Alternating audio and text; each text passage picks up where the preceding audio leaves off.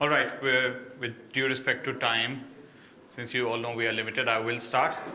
So my name is Rohit Badwar. I'm the fundraising coordinator at GNDR, and I'm not carrying a checkbook, so you can all be at rest, not distributing any money.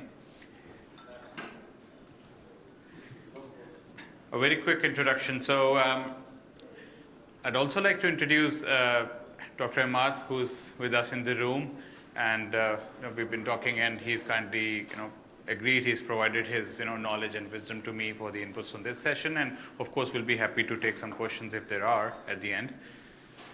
And we'll go through a few things about the jargon around these fundraising opportunities, writing these proposals. We'll go through a bit of exercise or a game, if you'd like to call it, and then of course about writing a proposal. And we'll quickly check a case study and take any questions. Hopefully we should have time for that. And what I'd like to say is that I was talking to a few of our members. What I realized is writing proposal, yes, is one thing, but being prepared for that is also another thing. And many of the times we lose precious time in responding to a call because either we do not know that somebody has asked for a call for proposal, or our processes and systems are not in place very much, given maybe the capacity of the organization, but most of the times the ability to know where things are, how do we know about certain calls, or what are certain donors' priorities. Now I see around the room and I see a lot of experience, and a lot more than that, more than me.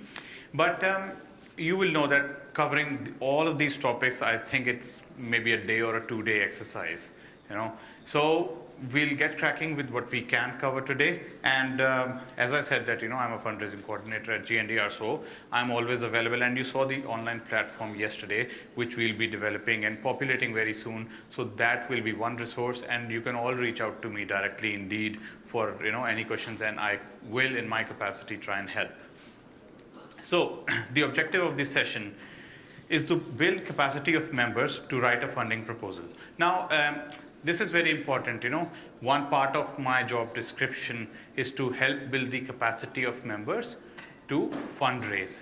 Not fundraise, I think it's not being rude, it's just that I'm not fundraising, specifically, but I'm helping you build the capacity of our membership to, jointly fundraise or, form consortiums and help to see where are opportunities around the globe, around the regions, or nationally, or even locally.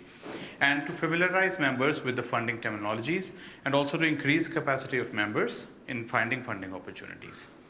And hopefully, we should be able to achieve these objectives in today's session. But having looked at the objectives, I think one important reason that we do any of this exercise is also why we're doing it. So, looking at the outcome. Why do outcomes matter? Now, brilliant surgery, the cartoon here says, brilliant surgery, well done. Shame the patient died. We can follow, procedures, processes, put things together, say that, oh, we have written a wonderful proposal without actually thinking of the ultimate beneficiaries, the ultimate impact of the project. So, let's make sure that, the patient doesn't die. Now, about terminologies or as I say, jargon, you will have seen some of these, and there are so many more. There's the screen is big indeed, but there is only a limit to. So things like calls for proposal, or RFI, a request for information or a request for proposal, tenders, grants, solicited calls, unsolicited calls. Some of these will be you'll recognize and will be relevant to your cause, and some not. I think what I've requested is that for this slide to be made available to you later on, and it has a description, a definition of each of these and more. So I thought, like I said at the start, this is not the start and end of this exercise. What I want to do is A, introduce myself, and B, make this as that kicking point, the starting point of our engagement. You can always write to me, and some of you already are. Maybe, sometimes asking me easy questions, or sometimes sending me a proposal and saying, "Hi Rohit, can you read this proposal and find me a donor?" So that at times is difficult because we're also working on our own priorities. But like I said, it's a good starting point to, get going ahead. Now, since I'm seeing a little bit of movement, but I didn't want, and there is a reason I'm not on stage, is because I do not, and because I fear stage, and I'm not a public speaker, but I still want all of us to get up where we are, and to the person sitting next to you, let's get in pairs. So all of us get up, and let's get in pairs. And let's not waste too much time, because we do not have time. The session ends at 12:50, so 10 to 1, that's what I'm told. All of us get up and get into pairs, twos, up and pairs, in twos. To the person next to you, let's not waste time. If you do not have anybody next to you, just grab, like walk around and grab somebody. Very quick. Everybody has a pair? Anybody, if you do not have a pair, please raise your hand. I'll create somebody. Anybody who does not have a pair? Last call. I'm going to create something from ashes. Yeah, it's also good that you are with somebody who understands the language. So same language, it'll be great. Do you speak Spanish? Quick, quick, quick.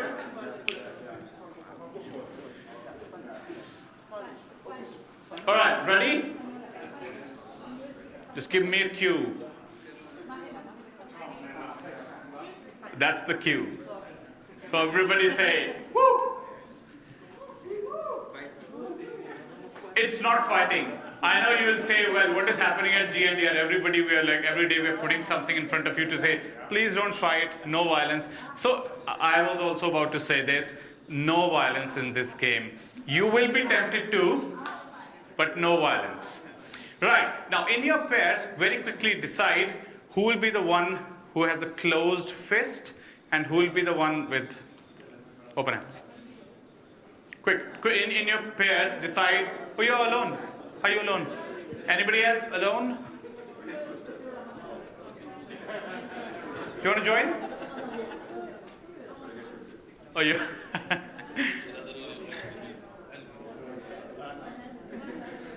It's okay. So, okay, you've decided one of you is with a closed fist. Now, what I want the other person who is with the open hands is to try and persuade the person with a closed fist to open their fist. Please do not use violence. Try means and request and means. I know you don't understand language, but you can join the person there. He's just walked in. You can join him, that gentleman. Now, try and persuade the other person. I'll give you 2 minutes max for them, and we'll quickly gather feedback. Please do not fight. Do not hurt. Don't poke a pen.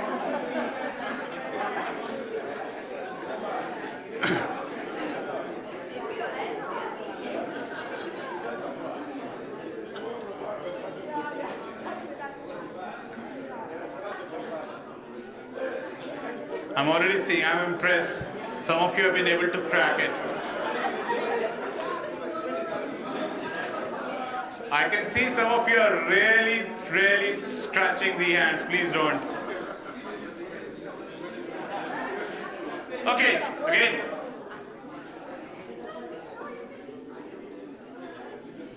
Respecting the time that we have, I want to just, call it off. But what I want to do is, first of all, with a raise of hands, which of the pairs were able to persuade the other partner to open their fist? This. Wow, amazing. I'd like to start with you, sir. Is there a...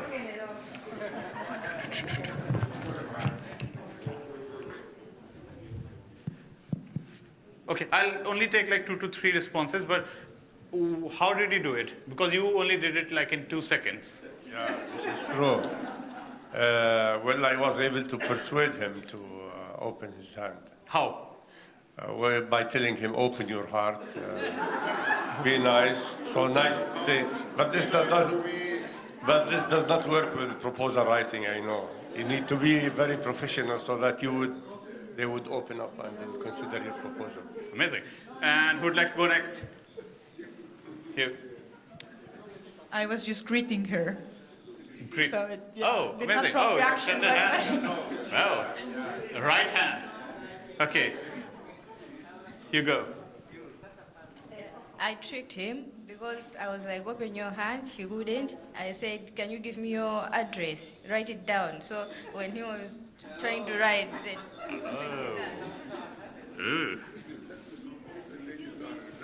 All the ladies are very smart. Amazing. That's a comment. All right. I know I can take more like responses on how you did it. And you know what?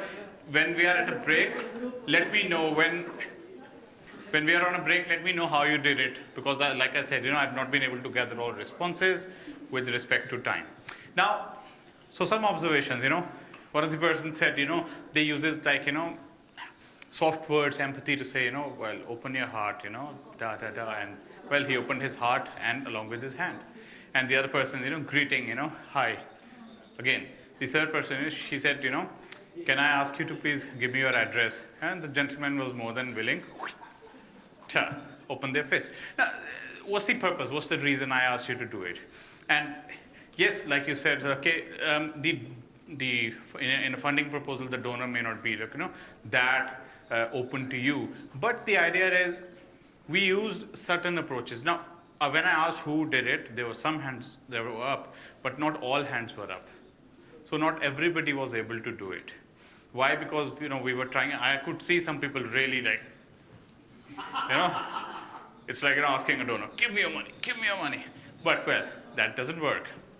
Some of the things that work is being upfront, being outgoing to the donor and saying, hello, I am this and this, we do this and this. Can we, talk about issues or, priorities or, your priorities and our priorities? Can we correlate? There are different ways you'll see. It is about establishing that relationship. And how you do it is less important. Of course, the results matter. And it's not wrong. You can use a soft approach because, that's how you form relationships with, and professional ones, but, with your donors, in the countries that you are, and it doesn't have to be, all the bilateral donors. There are trusts and foundations. There are so many people around the regions that you are, who have money, who want to make a difference. And it's on you to go out and, meet them. So, that was a bit of an exercise.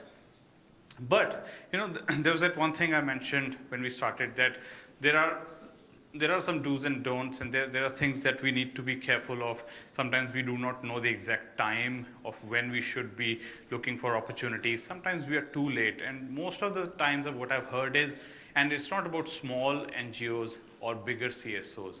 It's same and common everywhere about not knowing when to be prepared, when the calls for proposal are released, most of the times you know it from, say, some online resource. But more than that, you know it from resources when you know people, when you have a good network and you're out there. But some of the things I thought, just to kind of help, and this may help some people, this may apply to some of the opportunities that you look for and not all. So pardon me if you think this is not relevant to you, but like I said, it may help some people to see that if the average amount of the grant that is in question is significantly above any project budget that you have implemented so far. That could be a reason that you do not get funding. Because the donor feels that, well, if you have only worked on, say, a $100,000 or a $200,000 grant, now you are immediately applying for a 20 million grant, it may or may not work. Now, it may or may not work. So that's something for you to decide as an organization. And organization could be 2 people, 5, 10, 20, 50.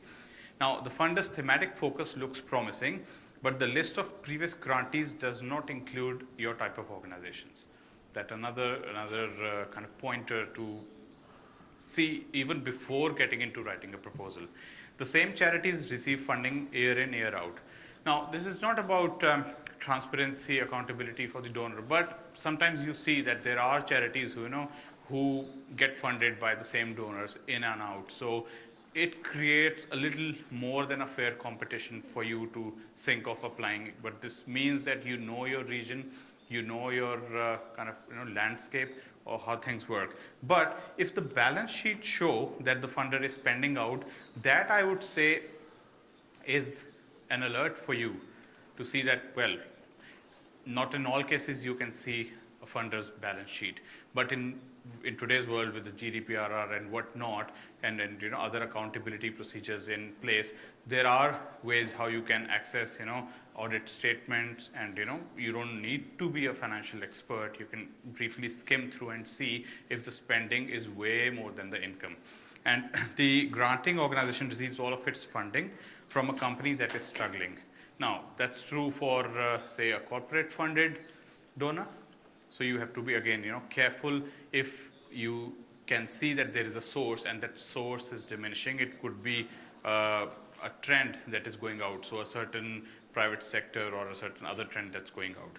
Now, all of the granting organizations' funding goes to a particular geographical location, even if it does not say that in the funding priority, but that from previous knowledge or experience, or the intel around your region, that all the funding they send, say for example, goes to Burundi, and you are not there. So you might consider saying that, okay, they're saying that they want to fund this activity, but most of their activities are in Burundi. So I'm not even sure if I should apply. And it is time, like I said. Sometimes we think it is, it's okay, let me just apply for something. But what I feel is, if you really will put your heart and time out into a proposal, it takes time, which is the most valuable asset, more than money in your organization. So some things to take care of. Like I said, this is not exhaustive. There are so many other things which you can think of. And when I come towards the end, I would encourage, some of you to give me some tips which you think in addition to what I've already said. Now, the components of a proposal. So I'm sure you've heard of all that is being said here. A log frame, a background to a proposal, the action, the relation to existing donor priorities and global frameworks, the risk and assumptions, the budget and work plan. I'm just looking around the room, and I don't know if anybody wants to shout out if they have not heard of one of these things before. Yeah. What I wanted to, sure, thank you for pointing out. What I wanted to say was, in a standard proposal, you will not, it really depends on the donor, who you are approaching. And this is not exhaustive again, because I said, in a 1 hour, 20-minute exercise, wanting to, talk so much with you, open up with you, it's difficult to get a list which has everything from what every donor might want, because you will see some donors wanting so much more than this, and others just wanting you to send your objectives, your outcomes, and some risks that you want to take care of, your budget and work plan, and that's it, right? So this is not the one list that you'll refer to, but these are some of the things. Why I said log frame at the start here in the beginning, and why I put it here as well, is for a very good reason. And when I learned about it, I was actually impressed that it does not matter who your donor is. It does not matter what they've asked you to present. If you draw a log frame, you will see that you will save so much time in writing the actual proposal, in looking at the outcomes, in looking at the specific, your target indicators, that who are the beneficiaries, who are you trying to reach. And I think that will really, really help you to save time, but more than that, to be effective at what you are writing. So you suggest that we start with Yes, as a foundation, right? Like I said, this may not be a donor priority. As an organization, if you get into the habit of writing a log frame, again, which is in itself an exercise, a training that you can attend, and I'll make sure I have, again, in the in the slide, I have a reference to, somebody who does not know. So you can start from a basic understanding of log frame. So there's a link to it. Again, when you'll have access to it. So yes, you should start with a log frame, building like a basic block foundation, and then build your whole proposal around it. Rather than the other way around, that you write the whole proposal and then you say, okay, let me see now how I can fit this into the log frame. About the background, again, I'll very quickly touch on these lines because I am sure they mean something to you, but for the benefit of the whole of the audience, for somebody who might be thinking, say something else, background is background to the headline, the title of the proposal. Not so much background to your organization. I mean, yes, it is interesting. You have to say a little paragraph about, who you are, what you are doing, what you've done. But more than that, about the problem itself, the problem that you are trying to address from the proposal, and the action that you're trying to suggest. So a very brief summary of the action, right? A small paragraph, and then the description. So a detailed description based on your objectives of the action. So, what are the objectives that you're trying to achieve here? And the relevance of the action is in relation to the problem. So how is your action that you're proposing relevant to the problem that is being said in the title or the statement?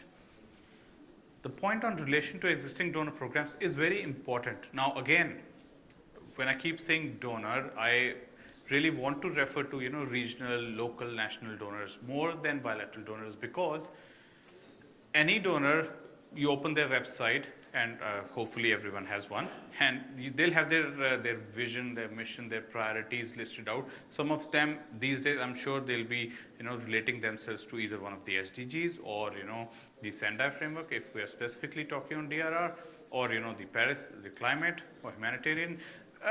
You just need to find either in the news, so Google it, Google the donor, click on the news section, try to see what was like their latest kind of, outing. Were they representing their organization in a global summit or somewhere, and what are they relating to? What is their priority? SDG 1, 6, 7. If you put this into the proposal, it helps. It really helps the donor to see that, okay, this organization wants to relate to what we already relate to. So mentioning the global framework, mentioning the specific SDG, mentioning the specific SFTRR target E, yeah, sure, in many cases, but even more than that if we have to mention. The risk and assumptions, a very important area. Yes, big donors lay a lot of emphasis on risks, but even small donors, if you are, they'll appreciate if you say, well, these are the risks I envisage in the region that I'm proposing, which could be a natural risk, but it could be a social risk. It could be a reputational risk. It could be a political risk, and there are, there are countries, there are regions, councils that we live in, that we work in, where we know there is a lot of political instability. And even if not instability, sometimes political stability is a risk. And Malaysia is a good example. There was political stability, and now we saw a turn, and we kind of now hear so much. I didn't hear too much about the Malaysian politics before, but with the turn of events, now we hear that, okay, this was going bad, this was going bad. So even political stability in some regions is a problem. And then the budget and work plan. Of course, I'll be sharing with you a funding example which will not have the budget and work plan, of course, for secrecy reasons, but also that we don't have too much time to go into every component's detail.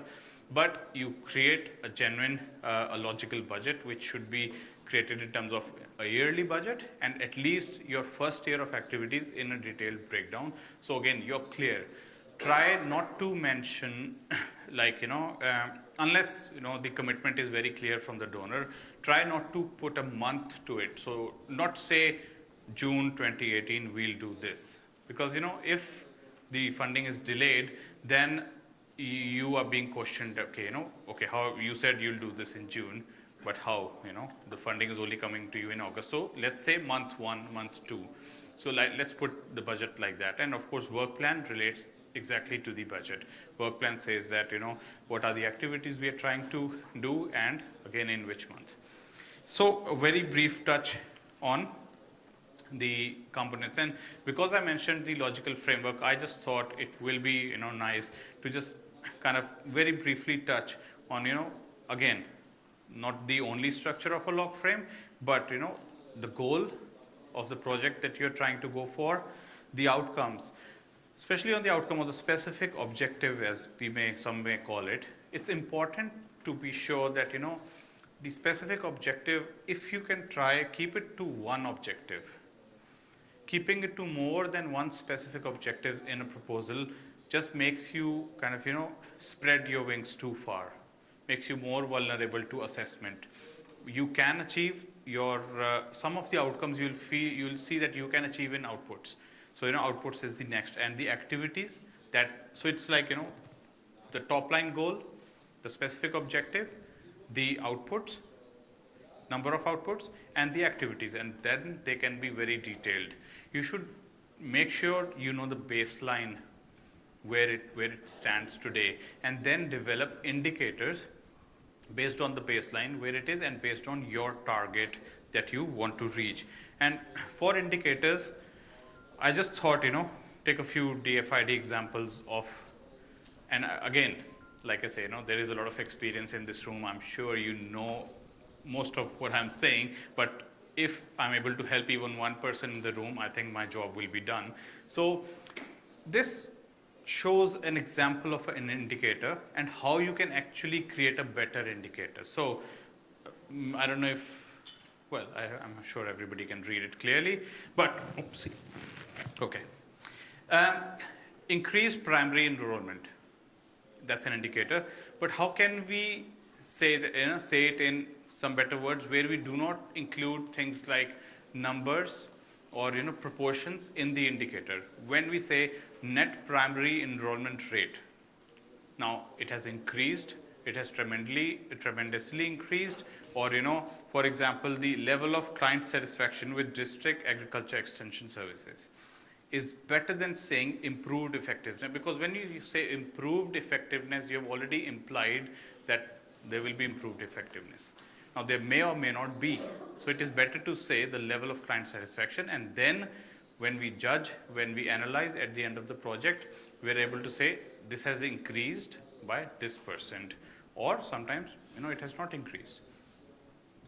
Again, strengthened capacity of parliament, or there is a better way of saying it, rather than being vague about what do we exactly mean by strengthened capacity of parliament. So let's be specific. The published records of votes and position of parliamentarians is clear, is available on their website or in their charters. So just a few examples of saying how we write indicators in a log frame. Now, I wanted to pass around an example of a proposal.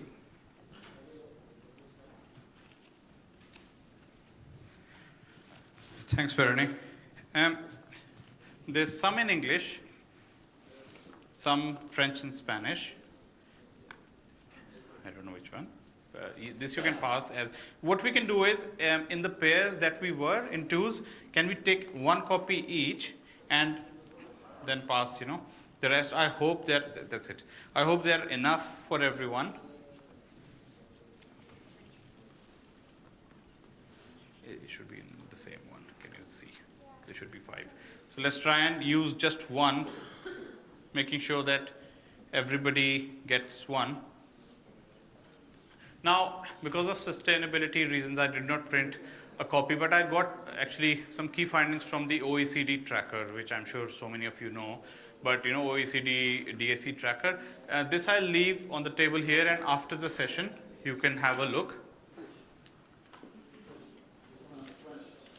Although it only talks of our major bilateral donors and governments across the world, but it does tell us about some key figures and a quick guide on writing a powerful concept note. I've already shared this in my emails that we are trying to regularize on funding opportunities and funding tools.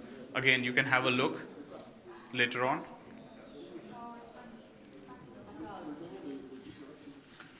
Let me know when we're done distributing in pairs.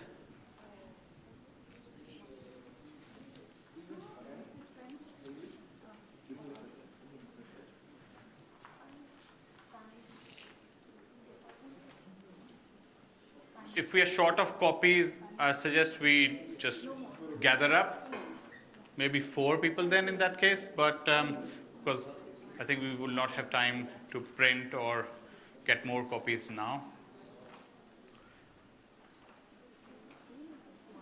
At least make sure we have 1 copy on each table, because I see there's no copy on this table. On this here front, if somebody can share a copy in English.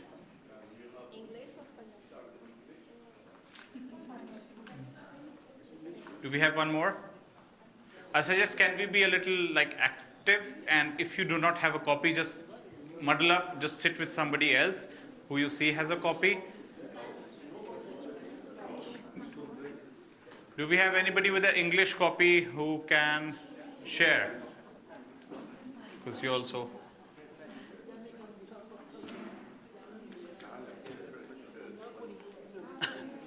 We have Spanish space on the Spanish table.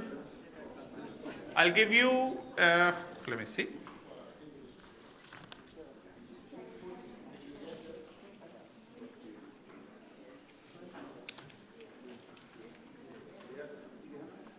I'll give you 20 minutes to read this proposal, and then we'll get on to the next part of the exercise. And I'll go around the tables, of course, if you have any intermediate questions. We'll get to the point of scoring sheets. I don't see there is a copy on this tables. Yes, I'm requesting. Good point.